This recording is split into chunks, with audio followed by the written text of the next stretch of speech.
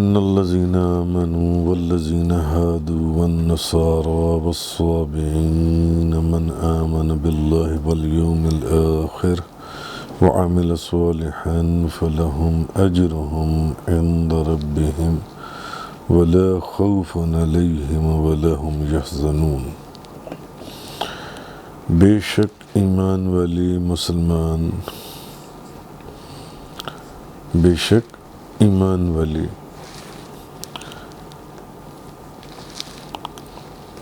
یہودی، وہ لوگ جو ایمان لائے، پھر یہودی، پھر عیسائی اور صابئین جو بھی اللہ اور آخرت پر ایمان لائے۔ من آمن باللہ والیوم الآخر وعمل صالحا فلہم اجرہم عند ربہم، اور انہوں نے نیک اعمال کیے تو ان کے لیے ان کے رب کے پاس ان کا اجر ہے۔ ولا خوف علیہم ولا هم یحزنون، اور نہ ان پر خوف ہوگا اور نہ وہ غمگین ہوں گے۔ اچھا، اب اس کے اندر ایمان والوں کو بھی فرمایا گیا، بے شک جو ایمان والی ہیں اب وہ مسلمان ہیں، آگے یہودی، عیسائی، صابئین جو بھی اللہ اور آخرت پر ایمان لائے اور انہوں نے نیک اعمال کیے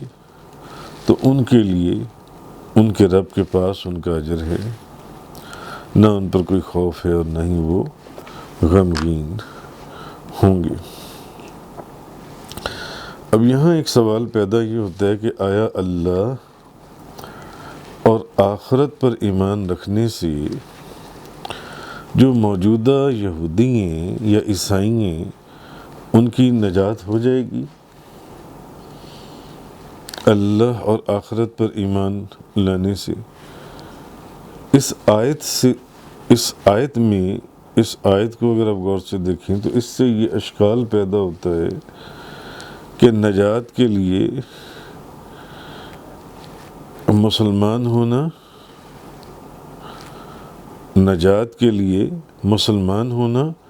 اور حضور نبی کریم صلی اللہ علیہ وسلم پر ایمان لانا ضروری نہیں ہے۔ اس آیت سے تو یہ چیز ایسے محسوس ہوتا ہے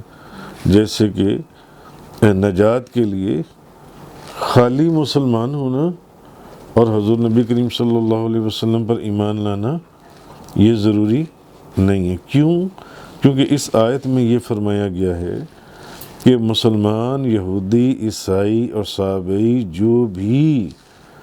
اللہ پر اور آخرت پر ایمان لے آئیں، اللہ پر اور آخرت پر ایمان لے آئیں اور نیک کام کریں، ان کو آخرت میں خوف اور غم نہیں ہوگا، ان کو آخرت میں خوف اور غم نہیں ہوگا۔ یعنی اس آیت میں یہ کہا گیا ہے کہ مسلمانوں، یہودیوں، عیسائیوں جو بھی اللہ اور آخرت پر ایمان لے آیا، اللہ پر ایمان لے آیا اور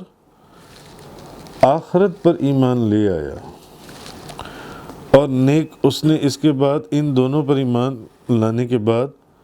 اللہ پر ایمان لانے کے بعد، آخرت پر ایمان لانے کے بعد اس نے نیک کام کیے تو اس کو تو آخرت میں کوئی خوف اور غم نہیں ہوگا۔ اور یہ جو موجودہ یہودی اور عیسائی ہیں، کیا یہ اللہ اور آخرت پر ایمان نہیں رکھتے؟ اللہ پر بھی ایمان رکھتی ہیں اور آخرت پر بھی ایمان رکھتی ہیں۔ موجودہ یہودی اور عیسائی اللہ پر ایمان رکھتی ہیں اور آخرت پر ایمان رکھتی ہیں، لہذا ان میں سے جو بھی نیک کام کرنے والے ہیں کیا ان سب کی نجات ہو جائے گی؟ اس سے تو پھر یہ ثابت ہوتا ہے، اس سے تو ایسے لگتا ہے کہ جیسے کہ موجودہ یہودی اور عیسائی کیونکہ وہ اللہ پر بھی ایمان رکھتی ہیں اور آخرت پر بھی ایمان رکھتی ہیں اور ان میں سے جنہوں نے نیک کام کیے ان کی نجات ہو جائے گی، ان کو کوئی غم اور کوئی خوف نہیں ہوگا، کیونکہ آیت سے بظاہر یہ محسوس ہو رہا ہے کہ مسلمان ہوں، یہودی ہوں، عیسائی ہوں یا صابئی ہوں، جو بھی اللہ اور آخرت پر ایمان لے آیا، اس نے نیک کام کیے، ان کو آخرت میں کوئی خوف اور غم نہیں ہوگا، وہ تو پھر نجات یافتہ ہیں۔ اور جو اس وقت کے یہودی ہیں اور عیسائی ہیں، وہ تو ان دونوں چیزوں پر ایمان رکھتے ہیں، وہ اللہ پر بھی ایمان رکھتے ہیں اور آخرت پر بھی ایمان رکھتے ہیں، تو پھر کیا ان کی نجات ہو جائے گی؟ اللہ کے اوپر ایمان رکھنے سے اور آخرت پر ایمان رکھنے سے، اور ان میں سے جنہوں نے نیک کام کیے وہ سب، ان سب کی کیا نجات ہوگی؟ تو اب یہ جو ایک اشکال پیدا ہو رہا ہے اس آیت سے کہ ان الذین آمنوا، بے شک وہ لوگ جو ایمان لائے، آمنوا والذین ہادوا والنصارى والصابئین من آمن باللہ والیوم الآخر، وہ بھلے مسلمان ہیں، یہودی ہیں، عیسائی ہیں اور صابئی ہیں، جو بھی اللہ اور آخرت پر ایمان لایا، من آمن باللہ والیوم الآخر، جو بھی اللہ اور آخرت پر ایمان لے آیا، جی، وعمل صالحا فلہم اجرہم عند ربہم ولا خوف علیہم ولا ہم یحزنون، اور انہوں نے نیک اعمال کیے تو ان کے لیے ان کے رب کے پاس ان کا اجر ہے، اور ان پر خوف ہوگا نہ کوئی غم ہوگا۔ تو اس سے پھر ایسے محسوس ہوا کہ جیسے کہ صرف اللہ پر اور آخرت پر ایمان لانا کافی ہے، جو اللہ پر اور آخرت پر ایمان لے آئے، کیونکہ قرآن کہہ رہا بھلے وہ یہودی ہے، وہ عیسائی ہے، وہ مسلمان ہے، وہ صابئی ہے، وہ نجات یافتہ ہیں اگر انہوں نے نیک کام کیے، تو قیامت والے دن ان کے اوپر کوئی غم اور خوف نہیں ہوگا، جی۔ تو اس آیت سے پھر یہ ایک اشکال ہوتا ہے کہ پھر انسان سوچ میں گم ہو جاتا ہے کہ نجات کے لیے مسلمان ہونا یا نبی کریم صلی اللہ علیہ وسلم پر ایمان لانا ضروری نہیں ہے، وہ تو پھر یہودی بھی نجات یافتہ ہے، وہ تو پھر عیسائی بھی نجات یافتہ ہے، وہ تو پھر صابئی بھی نجات یافتہ ہے، کیونکہ وہ بھی اللہ پر ایمان رکھتے ہیں اور آخرت پر ایمان رکھتے ہیں، جی۔ تو اس سے یہ پھر انسان کو کہ نجات کے لیے مسلمان ہونا اور سیدنا نبی کریم محمد صلی اللہ علیہ وسلم پر ایمان لانا ضروری نہیں۔ اچھا، اب اس اشکال کا جواب پھر کیا ہے کہ اس اشکال کا جواب یہ جو ہے من آمن باللہ والیوم الآخر، اور جو آخرت پر ایمان لائے اور جو اللہ پر ایمان لائے اور جو آخرت پر ایمان لائے، جی، اس کا جواب معنی ہے کہ اللہ پر صحیح ایمان لائیں، یعنی جو اللہ پر صحیح ایمان لایا، بات اس کی ہو رہی ہے جو اللہ پر صحیح ایمان لایا، اور جو اللہ پر صحیح ایمان نہیں لایا بات اس کی نہیں ہے۔ جو اللہ پر صحیح ایمان لائے، اور اللہ پر ایمان اس وقت صحیح ہوگا جب اللہ تعالیٰ کے ہر قول اور اس کے ہر حکم کو مان لیا جائے۔ اللہ پر ایمان اس وقت صحیح ہوگا جب اللہ کے ہر قول اور اس کے ہر حکم کو دل و جان سے مان لیا جائے، اور جب تک حضور نبی کریم صلی اللہ علیہ وسلم کو اللہ کا رسول اور آپ کو خاتم النبیین نہ مان لیا جائے، اللہ تعالیٰ پر ایمان ہو ہی نہیں سکتا، اللہ تعالیٰ پر ایمان ہو ہی نہیں سکتا۔ کیوں؟ کیونکہ قرآن مجید میں محمد الرسول اللہ، محمد اللہ کے رسول ہیں، محمد اللہ کے رسول ہیں۔ بھئی معنی اس آیت کے اندر تو یہ کہا جا رہا ہے کہ بے شک وہ لوگ بے بھلے یہودی ہیں، مسلمان ہیں، عیسائی ہیں، صابئین ہیں، اللہ پر اگر ایمان لے آئے اور آخرت پر ایمان لے آئے اور نیک عمل کیے تو ان کو قیامت والے دن کوئی خوف یا غم نہیں ہوگا۔ مگر وہ جو اشکال پیدا ہوتا ہے کہ اس کا مطلب ہے کہ پھر تو مسلمانوں کے علاوہ یہودی اور عیسائی بھی اللہ پر اور آخرت پر ایمان رکھتے ہیں، پھر تو وہ بھی نجات یافتہ ہیں، پھر نبی کریم صلی اللہ علیہ وسلم پر ایمان لانا ضروری نہیں ہے۔ اس اشکال کا جواب یہ ہے کہ نہیں، ایمان کی بات ہے کہ جو اللہ پر صحیح ایمان لائے، اور صحیح ایمان یہ ہے کہ اللہ کے ہر قول اور اللہ کے ہر حکم کو دل و جان سے تسلیم کرے۔ جب اللہ کے ہر قول اور اس کے ہر حکم کو دل و جان سے تسلیم کرے گا تو وہ صحیح ایمان ہے، جو من آمن باللہ والیوم الآخر، جو اللہ پر ایمان لایا۔ اللہ پر تو ایمان وہ شخص لایا ہے جس نے اللہ کے ہر قول اور ہر حکم کو دل و جان سے تسلیم کر لیا۔ تو اب دوسری جگہ اگر قرآن کریم میں اس جگہ کے اوپر یہ آ رہا ہے کہ ان الذین آمنوا والذین ہادوا والنصارى والصابئین من آمن باللہ والیوم الآخر، جو بھی ایمان لے آئے اللہ پر یا آخرت پر، وعمل صالحا، اور اس نے نیک عمل کیے، فلہم اجرہم عند ربہم، تو ان کے لیے ان کے رب کے پاس ان کا اجر ہے، ولا خوف علیہم ولا ہم یحزنون، اور نہ ان پر خوف ہوگا نہ ہی وہ غمگین ہوں گے۔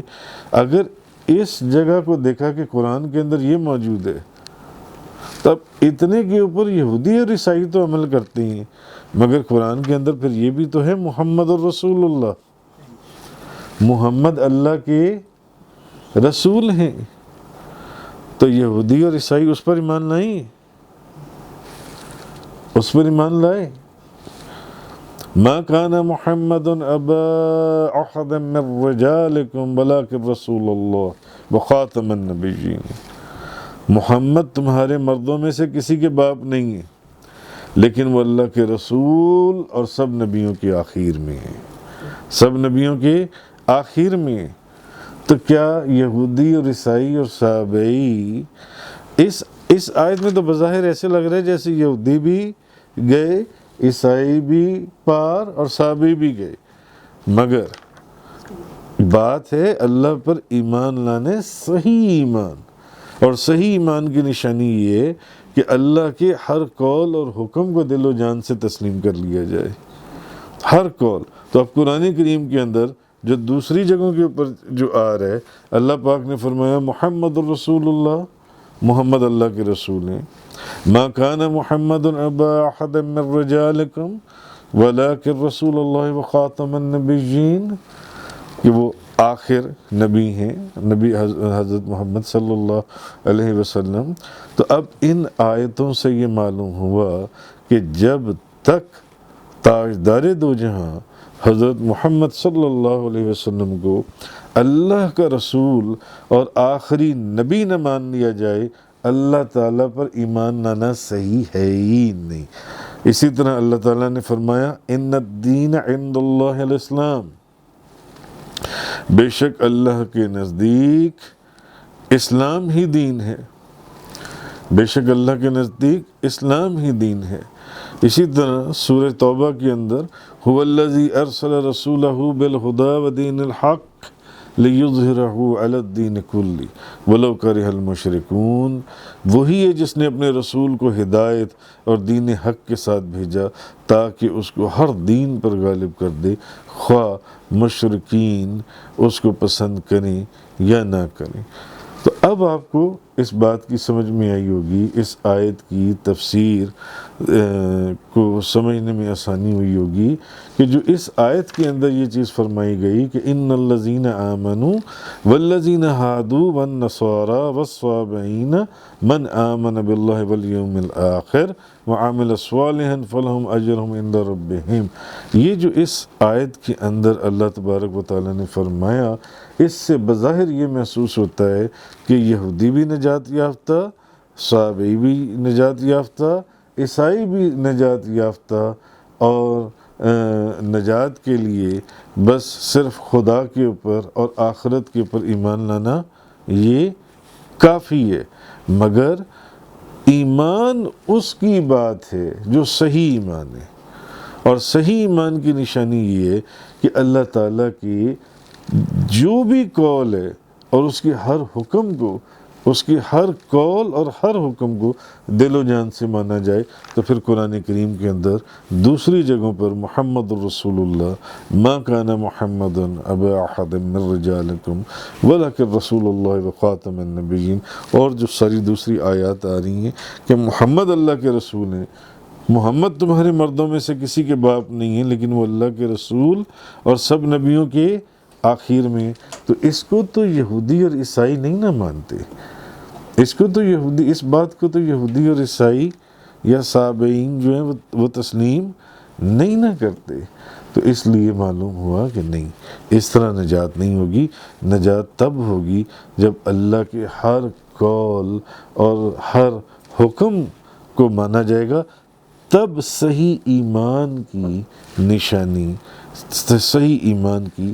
تعریف مکمل ہوگی۔ تو ان آیات سے معلوم ہوا کہ جب تک کوئی یہودی، عیسائی، صابئی اپنے مذہب کو ترک کر کے اسلام کو قبول نہیں کرے گا، جب تک وہ اسلام کو قبول نہیں کرے گا، اب بات واضح ہو گئی، کیونکہ اس آیت کی حد تک تو یہ محسوس ہوتا ہے کہ نہیں، اسلام قبول کرنے کی ضرورت ہی نہیں ہے، نبی کریم صلی اللہ علیہ وسلم کو آخری نبی ماننے کی ضرورت ہی نہیں ہے، اللہ کا رسول ماننے کی ضرورت ہی نہیں ہے، بس اللہ پر ایمان لے آؤ اور آخرت پر ایمان لے آؤ تو تم نجات یافتہ ہو۔ مگر اب ان آیات کی روشنی میں یہ بات واضح ہوگی، نہیں،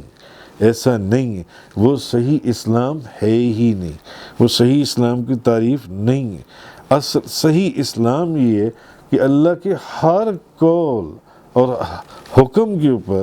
بندے کو دل و جان سے تسلیم کرنا ہے،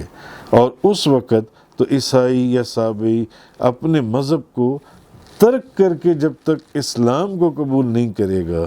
اس کا اللہ پر ایمان لانا ہی صحیح نہیں ہے۔ بھلے وہ اللہ پر، آج کا یہودی، آج کا عیسائی اللہ پر بھی ایمان رکھتا ہے اور آخرت پر بھی ایمان رکھتا ہے، مگر اس کا وہ ایمان رکھنا وہ صحیح نہیں ہے، کیونکہ اللہ تعالیٰ نے فرما دیا کہ اس کے نزدیک اسلام کے سوا کوئی دین قابل قبول ہے ہی نہیں۔ نیز یہاں سے ایک بات اور بھی ملحوظ خاطر رکھنی چاہیے جو بڑا ایک ضروری نکتہ ہے، وہ یہ کہ کسی ایک آیت یا کسی ایک حدیث کو پڑھ لینے سے